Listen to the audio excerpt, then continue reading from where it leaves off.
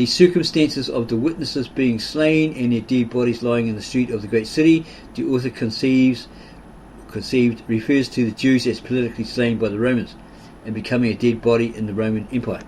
The beast, again the author conceives, represents Vespasian, the 10th emperor of the Romans, who was a general under Nero at the time the prophecy was delivered to St. John, but afterwards ascended to the government of the empire and cast down the Jewish temple and the altar and destroyed, as a nation, them that worshipped them therein, within it. This desolation was accomplished in the 70th year of the Christian era. And they of the people and kindreds and tongues and nations shall see their dead bodies 3 days and a half, or 3.5 days, and shall not suffer their dead bodies to be put in the grave, so that won't bury them for 3 days, or 3.5 days. The former part of this verse, the author apprehended, alludes to their dispersion over all nations, and the latter refers to their exclusion from political and religious connections with the nations among whom they are dispersed. State policy prohibits their political burial by excluding them, as Jews, from all authority in political and civil governments, and their own singular prejudices stand as a barrier between them and the tomb of religious profession. Thus are they preserved from those graves which have buried other political dead bodies, and are still kept a distinct people. 3 days and a half, agreeable to several other prophecies, denote years, or years of years, and according to this supposition, the 3 days and 3.5 here specified will amount to 1,277 years, on which account this prophecy can be applicable only to the Jews. For history cannot furnish us with an account of any other people that existed in a state of dispersion, persecution and disgrace 1277 years after their government was destroyed. Their mournful situation is described by their being clothed in sackcloth. It appeared to the author, from the tenor of this prophecy that the restoration of the Jews will be accomplished in or before the year 1815 of the Christian era. For at that period they will have been a dead body and dispersed among all people and kindred and tongues and nations 1277 years. The period of their restoration is also described in the prophecy of Daniel 8:13, where it is asked, how long shall be the vision concerning the daily sacrifice and the transgression of desolation, to give both the sanctuary and the host to be trodden under foot? 14. And he said unto me, it would be Daniel guessing, unto 2,300 days, 2,300 days, then shall the sanctuary be cleansed.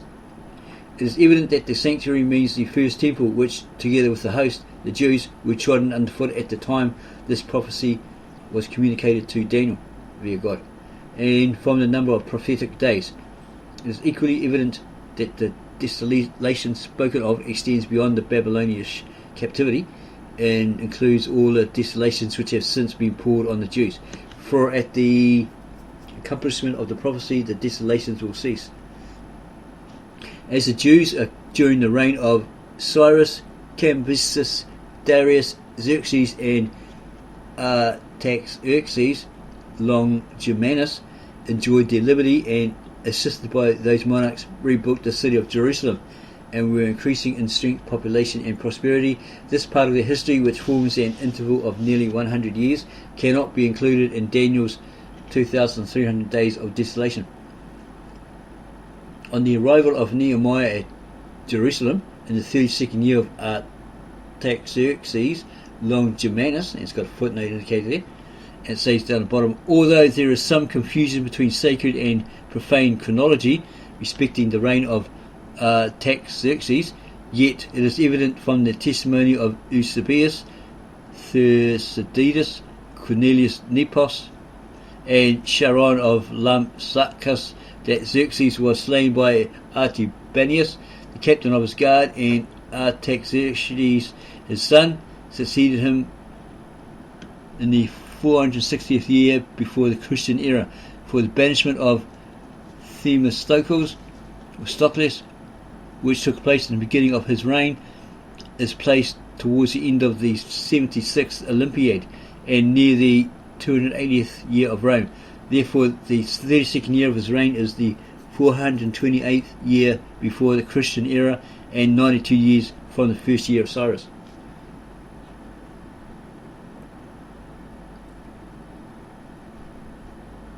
And on the arrival of Nehemiah at Jerusalem in the 32nd year of Artaxerxes Longimanus, Nehemiah 23:6-7, the temple was cleansed, that is, the observance of the Sabbath was enforced, a faithful priesthood appointed, and a pure religion established. But Artaxerxes Longimanus was soon after this succeeded by Artaxerxes Menemon, who was an enemy to the Jews. And according to Josephus' Antiquities Book 2, Chapter 4, in his reign the Jews lost their liberties and the temple was defiled by the Persians, so that it was not in the reign of Artaxerxes Menemon, as stated by some, that Nehemiah cleansed the temple, but Artaxerxes Longimanus.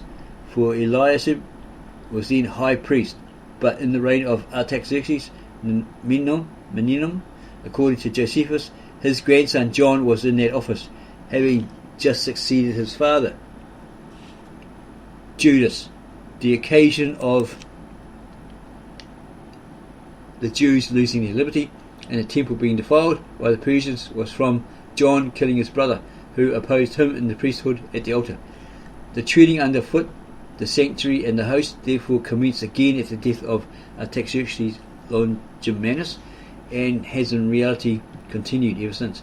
For though they received many favours from succeeding monarchs, yet as they were never raised to a state of independence, but only rendered more capable of bearing greater calamities, they might still be considered as a nation trodden underfoot. And here's a calculation of the years, etc. And there's a note down the bottom. If the reader should think that the author has passed over the subjects in this pamphlet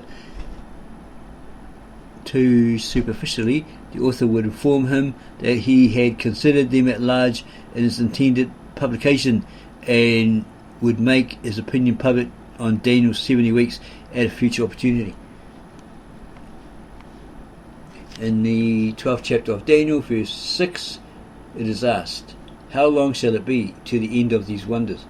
And in the 7th verse it is answered that it shall be for a time, times and a half. It has an explanation under this. A time, is a footnote indicated there, probably means in years 1,000, times probably about 2,000, half a time 500, all which amount to 3,500 years. These 3,500 years may represent the whole duration of time from the commencement of the captivity during which the prophecy was delivered to Daniel, to the end of the world, to which the prophecy seems to allude. For in the 2nd verse it is said, and many of them that sleep in the dust of the earth shall awake, some to everlasting life, and some to shame and everlasting contempt. Calculation therefore must be made thus, or as follows. From the captivity to the supposed time of the restoration of the Jews, AD 1812, about 2,400 years.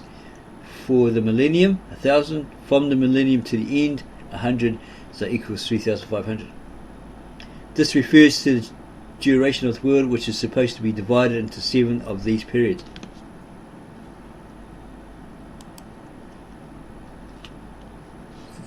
That there is to be a millennium, or 1,000 years, in which all the nations of the earth will unite in the worship of God, and after that period of time of great delusion is evident from Revelations 21:2-3, which is also described in Daniel 7:11 or 11th verse, and 3 following verses. He said, I behold then, because of the voice of the great words which the horn spoke,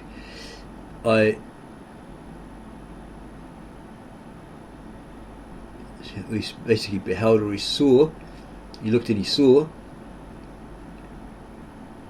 even until the beast was slain and his body destroyed and given to the burning flame. As concerning the rest of the beasts, they had their dominion taken away. This refers to the destruction of superstition and infidelity. For in the following verses it is added, I saw in the night visions, and behold, one like the Son of Man, and there was given him dominion and glory and a kingdom, that all people, nations and languages should serve him. And as his kingdom is shown by Daniel to be a spiritual kingdom, that is what shall not be destroyed, the slaying of the fourth beast and taking away the dominion of the others undoubtedly alludes to the period previously stated. And as it is said that their lives shall be prolonged for a season and a time, it certainly denotes the continuance of the governments which are then on the earth, that is, during the period of a season and a time, which the author supposes or supposed refers to the millennium and the delusion, which is to precede the end of the world. The former 1000, the latter, as it is denominated, a little season, only 100 years. In whatever light the revelation of St. John may be viewed through a prejudiced opinion, it must be acknowledged that many parts of them have been already fulfilled, and that they agree with the prophecies of Daniel and others, which the Jews profess to hold in the highest estimation. For instance, the destruction of the temple, the altar, and those that worship therein, or within it, which the author conceives was implied by measuring them, was also foretold by Daniel 9:26. The people of the prince that shall come shall destroy the city and the sanctuary. In like manner, they agree in the character of the person who was to be the instrumental cause of their desolation. Daniel calls him a king of a fierce countenance and understanding dark sentences. That is, he was qualified by possessing a fierce disposition to execute vengeance on a city devoted for the present to desolation.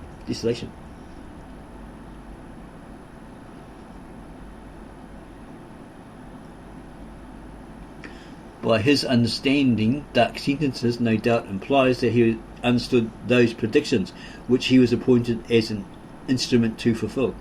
And history informs us that while he was employed in the destruction of Jerusalem, his energy was increased by the idea he had that he acted under the authority of God.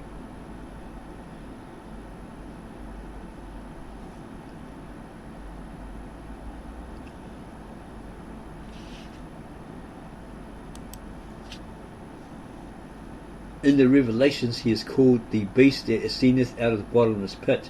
This probably implies that he then possessed that fierce and sanguinary disposition which proceeds from the bottomless pit, from the very depths of hell.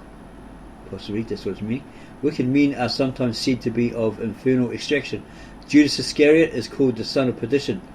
Okay, so that's him, right? And it has been said of persecutors, you are of your father the devil. That's what Jesus said to the Pharisees, right? In the New Testament.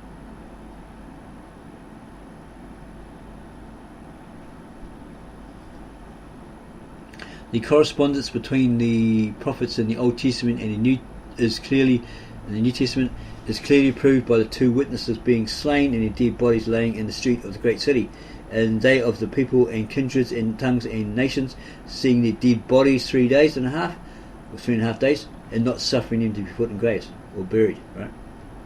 In this fulfilled the principal denunciations contained. In this is fulfilled the principal denunciations contained in the prophecies respecting the Jews. Again, their restoration is pointedly implied in the 11th verse of the 11th chapter of the Revelations. And after 3 days and a half, the Spirit of life from God entered into them.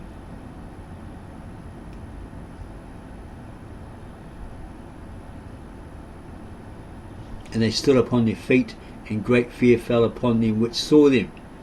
This prophecy, it has been shown, page 16, will probably be fulfilled in the year 1815. It's shown in this particular book at page 16. Daniel's 2300 days, the period the sanctuary and the host were to be trodden under foot, terminates at nearly the same period, according to the previous statement. As there is every reason to suppose that the restoration of the Jews is nigh at hand or near at hand, the author states here he would conclude this address by congratulating them on the happy prospect before them in the beautiful language of Ezekiel, chapter 36, 6 and 9 following verses. Prophesy therefore concerning the land of Israel, and saying to the mountains and to the hills, to the rivers and to the valleys, thus saith the Lord God, behold, I have spoken in my jealousy and in my fury, because ye have borne the shame of the heathen, or the pagans, the ungodly. Therefore, thus saith the Lord God, I have lifted up mine hand. Surely the heathen that are about you, they shall bear their shame. Shame shall be upon them. But you, O mountains of Israel, you shall shoot forth your branches and yield your fruit to my people of Israel, for they are at hand to come. For behold, or take note, look, I am for you, and I will turn you unto you, and ye shall be tilled and sown, and I will multiply men upon you, all the house of Israel, even all of it, and the cities shall be inhabited, and the waste shall be builded, and I will multiply upon you man and beast, and they shall increase and bring fruit, and I will settle you after your old estates, and will do better unto you than at your beginnings, and ye shall know that I am the Lord. Yes, I will cause men to walk upon you, trample upon you, right? Even my people Israel. I will cause men to walk upon you, even my people Israel, and they shall possess thee, or you, and you shall be their inheritance, and shall no more henceforth bereave them of men. Thus saith the Lord God, because they say unto you, the land devours up men and has bereaved thy nations. Therefore you shall devour men no more, neither bereave thy nations any more, saith the Lord God. Neither will I cause men to hear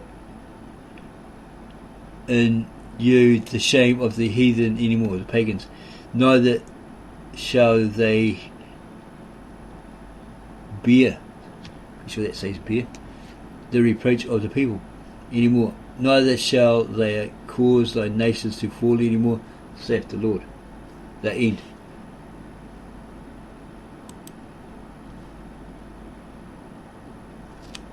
Okay, it's got this note here at the back. Speedily will be published by subscription, price 6 shillings in those days, probably the 1800s or something like that. A new work entitled Truth Dispelling the Clouds of Error by the Fulfillment of the Prophecies. This work will contain a description of the revolution which has taken place in the civil and ecclesiastical governments of Europe and Asia, and in the Jewish and Christian churches, which are considered as set forth in the books of Daniel and the Revelations by the visions of the four beasts, the great image, and the beast with two horns like a lamb. It's like a ram. Looks like a ram or a lamb, but it's actually a ram, something like that. It acts like it's a ram and it acts like a lamb, whose number is 666 or 666. In this work also will be given an explanation of several other predictions in the above prophecies and their accomplishments, with a clear elucidation of several mysterious passages in them which have never yet been unfolded to the world. And it says subscriptions will be received by this person, etc. So that's pretty interesting there.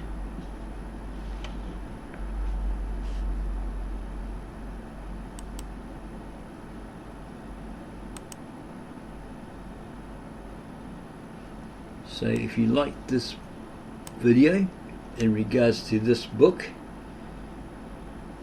then give us a like, subscribe to our channel, add your comments below the video, and then go share this with all you know, your family, friends, neighbours, etc. Maybe you got some Jewish friends. Say, hey, look at this really, really old book.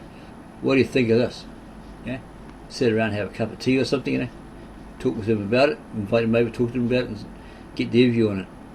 Because remember, this was written and published in 1802, so you may find that they say, well, yeah, here and there he's right, but you know, and then you'll learn more.